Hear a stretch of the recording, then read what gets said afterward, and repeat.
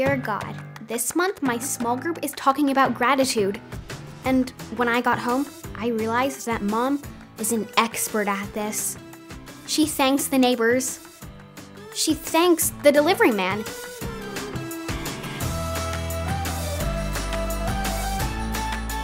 She thanks the carpool friends. She even thanks me. But I was wondering who thanks her. So I got an idea.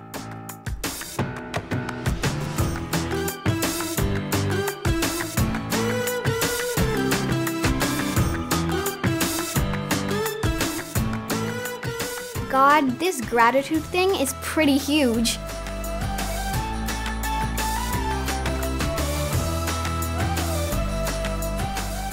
Oh, and thank you, Sienna.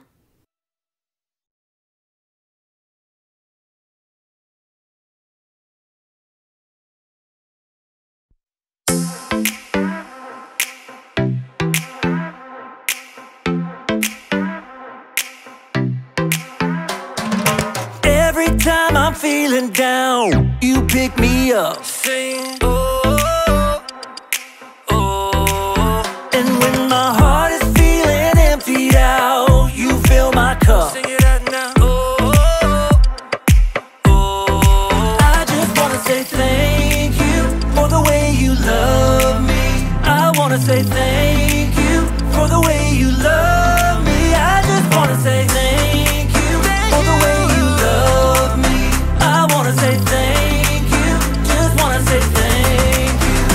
Yeah! T-H-A-N-K-Y-O-U, thank you. Thank you. T-H-A-N-K-Y-O-U, thank you. Here we go, verse 2. I'm grateful for the way you've been a friend to me. Sing, oh, oh. And even in the deepest, darkest night, you help me see. Sing it out now. Oh, oh. I just wanna say thank you for the way you love me. I wanna say thank you for the way you love me. I just wanna say thank you for the way you love me. I wanna say thank you, just wanna say thank you. Come on. T-H-A-N-K-Y-O-U, thank you. Thank you.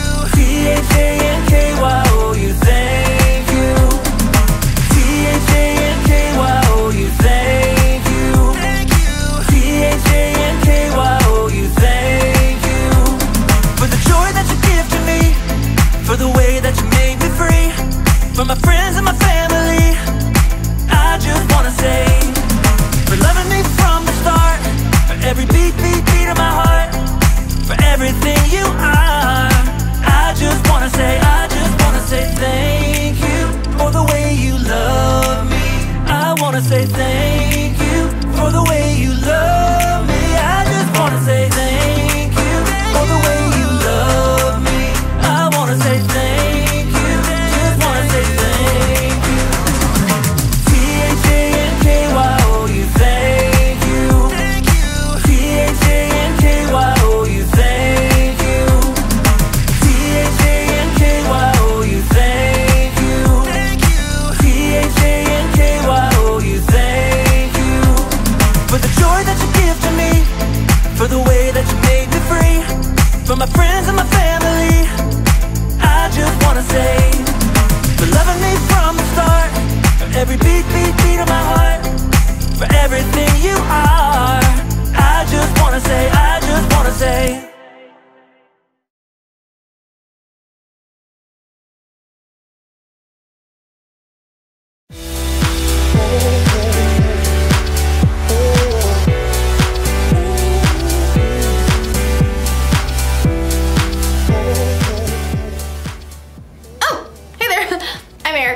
Do you have any habits? I don't mean habits like picking your nose or biting your fingernails. Oh, sorry, I know it's bad. I'm talking about habits that are good for you, like eating your vegetables or brushing your teeth before bedtime. These are good habits. And today, we're talking about getting in a good habit of gratitude. Gratitude is letting others know you see how they've helped you. it shouldn't be hard to get into a habit of gratitude. After all, saying thank you is really easy, especially if you're sending a text. See? Thank you. Or thanks. Anyway, the thanking part is the easy part of the habit. The part that isn't so easy is the remembering part. Usually when we don't say thank you, it's because we forget. That's true when thanking other people, and it can be true when thanking God too. In today's story, we're going to learn how we can make a habit of remembering what God has done for us. It sounds like a good habit to me. I've got to stop doing that. Bye. The Bible. It's 66 books of history, stories, letters, and poetry that fit together to form God's one big story. The epic adventure of how He created us and loves us so much that He made a way to rescue us. As we travel through the Bible, from Genesis to Revelation, we discover people who met God and found their lives changed forever. And now for an amazing story, inspired by the book of 1 Corinthians, chapter 11. The night before Jesus gave up his life, he had a special dinner with his closest friends, the Passover meal. Take this and eat it. The Israelites had been celebrating Passover for a long time. It all began in Egypt when God's people were forced into slavery. At last, God sent Moses to face down Pharaoh and demand freedom for the Israelites. Let my people go. Over and over, Pharaoh promised to let the Israelites go, but then changed his mind. And each time, God sent a plague, a terrible warning, so Pharaoh would let the Israelites go. There were frogs, flies, hail, darkness, and more. And finally, God sent the 10th and most terrible plague of all. The Lord says, every oldest son in Egypt will die. It was a terrible day, but God made a way to save the sons of the Israelites. Go at once. Each family must kill a Passover lamb. Put some of the blood on top and on both sides of the doorframe. The Lord won't let the destroying angel enter your homes. The Israelites did just as God had told them. That night, Pharaoh finally ordered the Israelites to leave. Get out of here. Go! The Israelites packed so quickly that they didn't even have time for their bread to rise, so they baked flatbread without yeast. Crunchy. Then God led them out of Egypt to freedom. Always remember this day. You and your children after you must celebrate this day as a feast to honor the Lord. As God instructed, the Israelites made a habit of celebrating Passover with a meal of lamb and flatbread with no yeast, just like the bread they had taken with them out of Egypt. Blessed are you, Lord our God.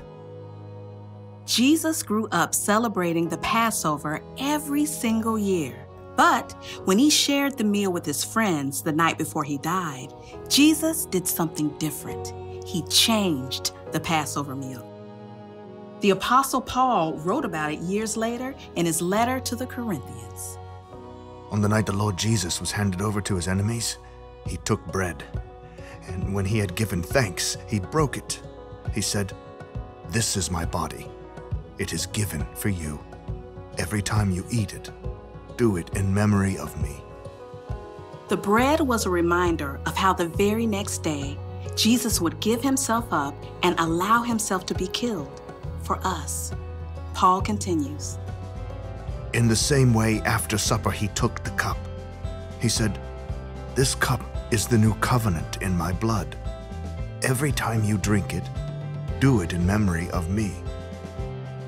The drink was a reminder of how Jesus would allow his own blood to be spilled out so that we can live.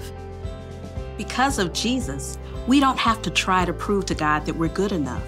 All we have to do is believe that Jesus came to rescue us and choose to follow him.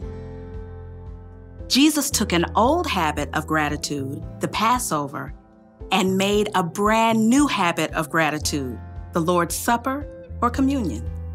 The Passover meal was a celebration of how God had rescued his people from slavery. Now, the Lord's Supper is a celebration of how God has made it possible for everyone to be rescued from sin and death through the life and death and resurrection of Jesus. And for the last 2,000 years, people have been celebrating what Jesus did for us by eating bread and drinking wine or juice together. Some churches do it every Sunday or every month. Others might do it a few times a year.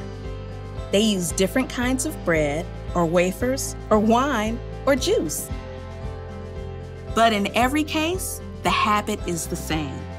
It's a beautiful chance for us to remember together the amazing way that God has rescued us and to thank him for all he's given us.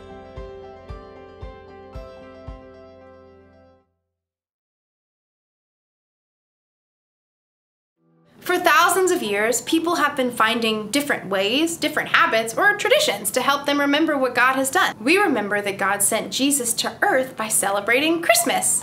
We remember the time Jesus came back from the dead every Easter. And another thing people do to remember Jesus died on a cross for our sins is celebrate something called the Lord's Supper, or communion. Some people remember the Last Supper Jesus had with his disciples by eating bread or wine. Some people eat crackers and juice. But however you celebrate, it's important to remember Jesus died for you because he loves you, and he made a way for you to have a relationship with God.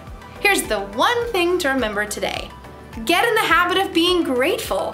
Find a way every day to thank God for what he's done. And be specific. Thank him for the smell of the rain, or the sweetness of the ice cream you're eating, or for the music that makes you want to dance. And if you have a moment to really remember what he's done for you through the Lord's Supper or communion, or during a special holiday, don't let that moment pass you by. Really think about God and how much he loves you. I think that will be a good habit for all of us. And it won't cause pain in your cuticles. I'll see you later. Thank you.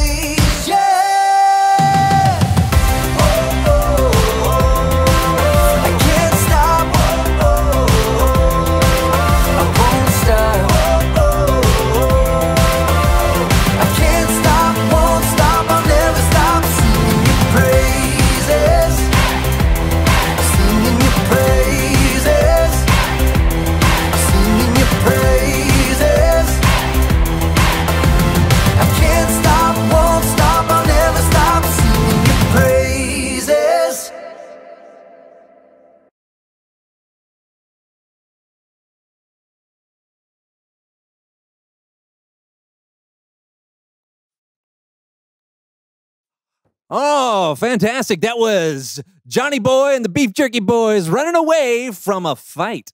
Up next, we got more hits for you. But first, let's take some calls. Hello, you are on WSO with John. Hey, John, this is Steve at WJED in Skokie. Just wanted to give a shout out and say thank you for bringing so much joy to the people. Thanks, Steve.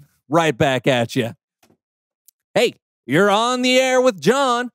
John, this is Barb and Vidalia at WON. Just wanted to say thank you. You're sweeter than honeycomb dipped in molasses. Keep up the good work, sugar. Thanks, Barb. Hello, talk to me.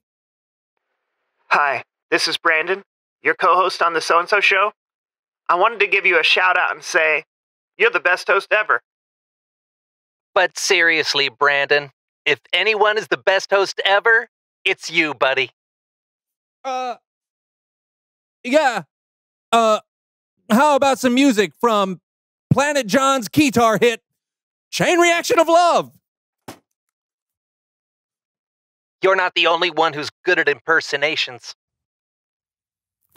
Whoa.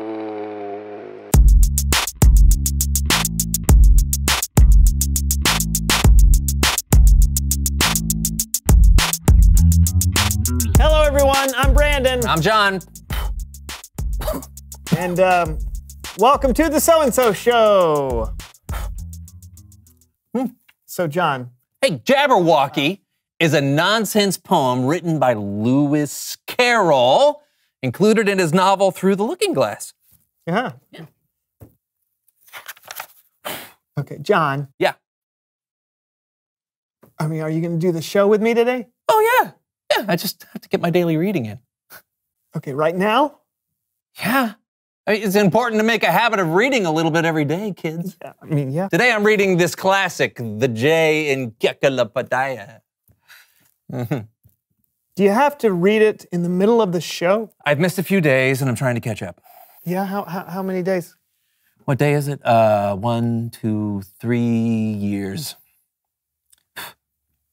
Huh. Did you know that Jacksonville, Florida is the largest city by land area in the continental United States? I did not know that. This book is incredible. You can learn almost anything you want, as long as it starts with a J and existed before 1967. Yeah, I don't know why more people haven't read it. Yeah, me neither. By the way, if you don't know what an encyclopedia is, you can look it up on the internet, along with literally anything else you want to learn about. What? Not all jaguars have spots.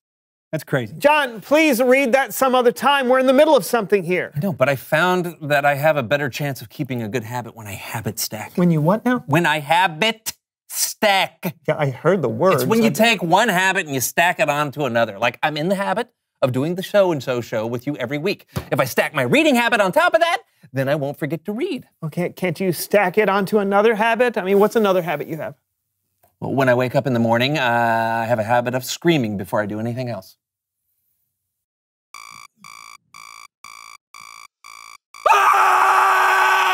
Hey! Why in the world? Clears the lungs. Oh, fine. Okay, why don't you habit stack reading after your morning scream? Oh, because after my morning scream, I drink my morning coffee. Hey!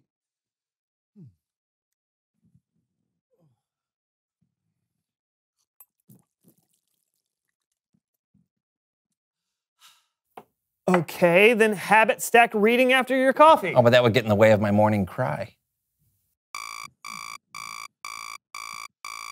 Hey!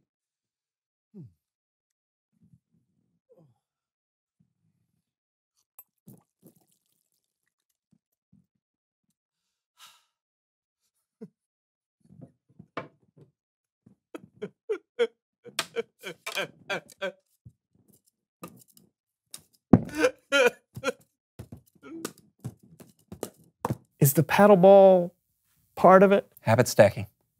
Okay. So you've got a full morning. All right. But we've got to figure out some place to stack your reading habit.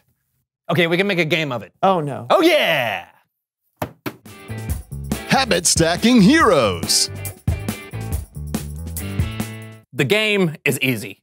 Instead of doing habits one after another, we're going to do them all at once. Whoever can do the most good habits at the same time wins. Make sense? Not at all. Let's play. Ready, set, go! Brush your teeth.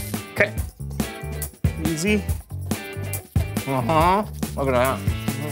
Sit-ups. Zero. Okay. All right. Practice math. What? Okay. Practice math. This is easy. I don't even need a calculator. 2 equals 4. Vocal warm-ups. Oh. Cats can't kick cups. Cats can't kick cups. Do the bicycle. Cats can't kick cups. You're both winners. Really? Hey, I've never felt more productive. It's Bible story time with Cameron.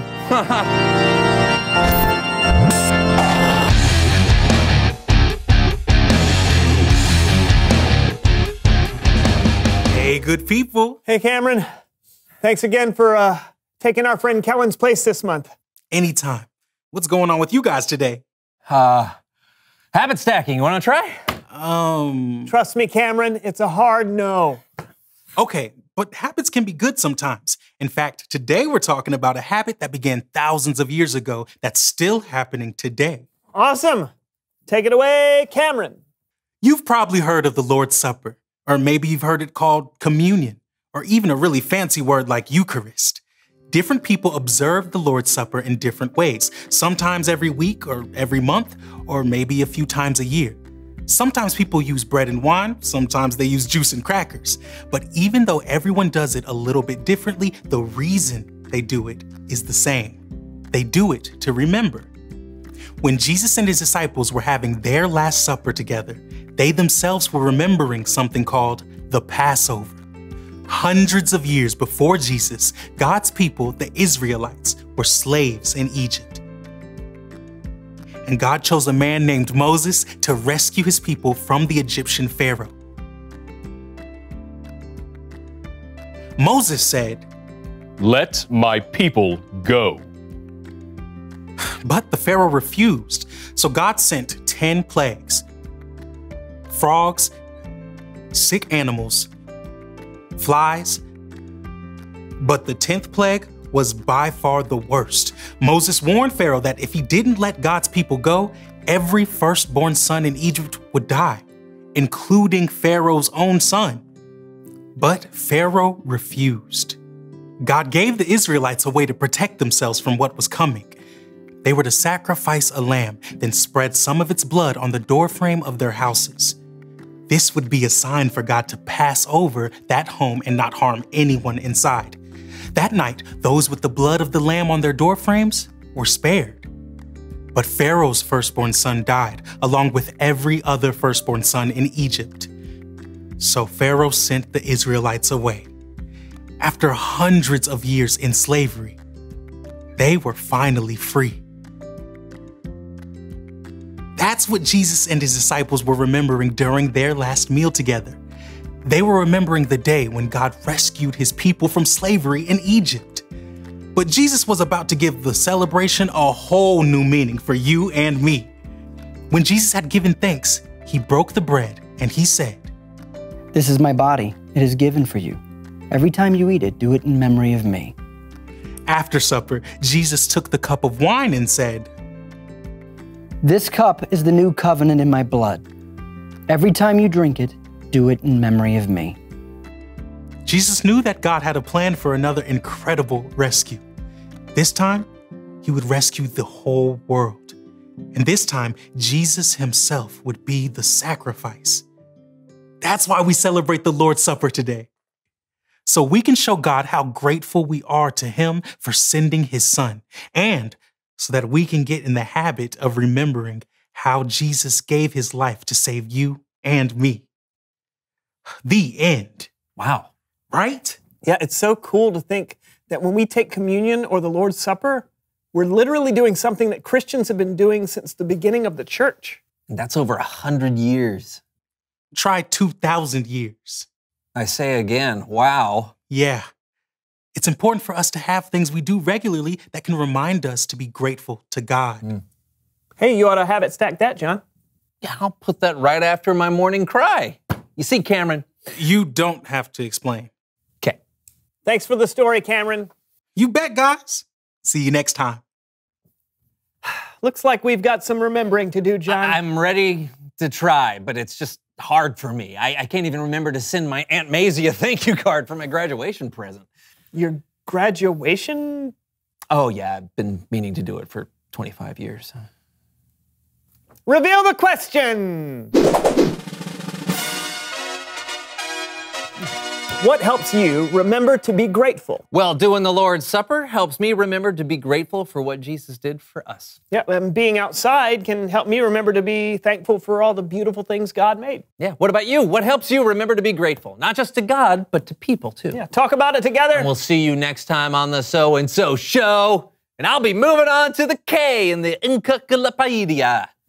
Can't wait to tell you the major export of Kirkarikachistain. Kirkarikachistain. I can't wait either. Bye. Bye.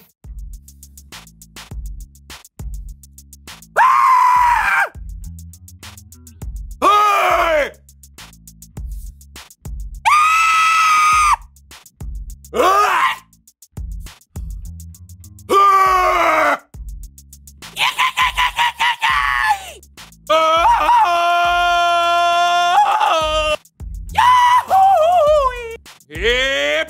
Yep, Jenny!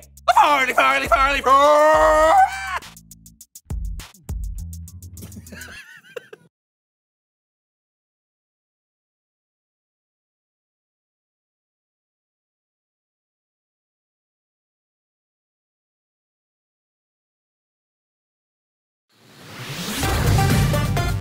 It's time again for Retro Reel.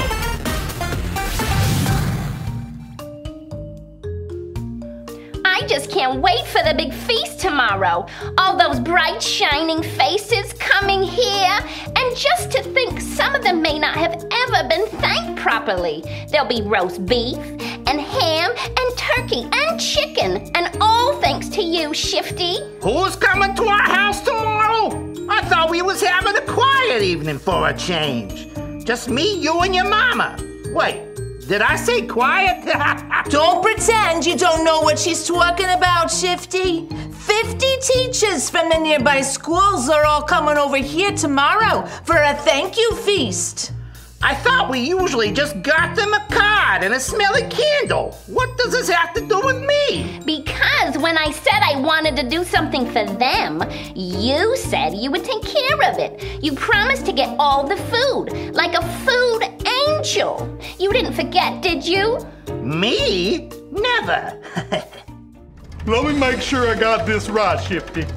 You're supposed to bring food for the feast. Correct, Bingo. But you don't have any food. Correct, Bingo. Because you forgot. Because you're not used to being grateful because you usually only think about yourself. Correct. I mean, let's just go get the food, Bingo. Look at all that food. It says free, too. This is gonna work out like a slip and slide on an eel thigh. That don't make no sense, Shifty. Hello, my dear customers. Hello. Listen, Bub, we're here to pick up some of your free food. I got a big party going on tonight, and I don't have any grub. Absolutely. But you have to buy a freezer to get the free food. I'm gonna tell you the truth. This party is supposed to be a big thank you feast for all the teachers in town. To say thank you. See, it's in the paper, but unfortunately, we don't have any food. I see your predicament. I guess I could donate a freezer full of food. It's always good to be grateful, even. We'll take it. Here's an invitation to the feast. An invitation, you say? Well, I will accept, even. I'll wear my jacket and bow tie and show some gratitude. You don't have to get dressed up there, Bub. Come on, Bingo. We gotta get going or Fifi will know I forgot. I mean, we'll be wondering where I am. Can't this truck go any faster, Bingo? If I was driving any faster, Shifty, we'd be going into the future. Well, my future looks pretty bad if we don't get this food there in time. I thought he forgot. Me too. I like going down the stairs better than going up, Shifty. This is the last bunch, Bingo. I wonder where they got all this free food. I don't want to know. I'm about to pass out, Shifty. As promised, Fifi, food for the feast. Thanks, Shifty. Thank you too, Bingo. Oh, I'm good, Miss Wanda. Oh, I gotta go. Settle down now, settle down. I have a few words I would like to pontificate upon you. Over the last 24 hours, I've learned that you really need to get in the habit of being grateful. So, I would like to say thank you to my beautiful wife and her mother, who prepared all the delicious sustenance in front of you. Also, I'd like to say thank you to Mr. Curly down at the food store and Bingo for helping provide and procure the food they prepared. I have enjoyed this so much, I would like for them to do those things again for you next week. So, I'm formally and officially inviting you for another feast next weekend. That is all. For he's a jolly good fellow, for he's a jolly good fellow, for he's a jolly fellow, which now